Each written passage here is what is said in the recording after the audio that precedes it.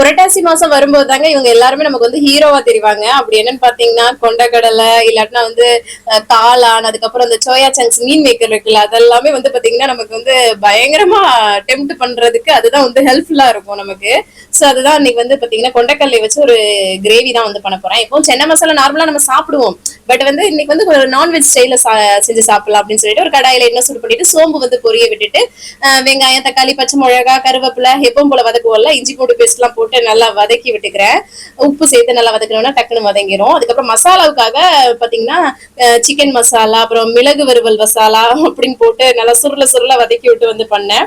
உங்களுக்கு என்ன மசாலா பிடிக்குதோ அந்த மாதிரி சேர்த்து இந்த மாதிரி கொண்டக்கடலை வேக வச்சதையும் சேர்த்து அதுக்கப்புறமா உப்பு வந்து தேவையான அளவு போட்டு இதை வந்து அப்படியே மூடி போட்டு குக் பண்ணி எடுத்தோம்னா செமையா இருக்கும். ரொம்ப கிரேவியா இல்லாம செமி கிரேவியா வச்சு கடைசியா கொத்தமல்லி தலை தூவி அப்படியே எடுத்து சாப்பிட்டா செம்மையா இருந்துச்சுங்க. இந்த மாதிரி உங்களுக்கும் பிடிக்கும்னா கமெண்ட்ஸ்ல சொல்லுங்க.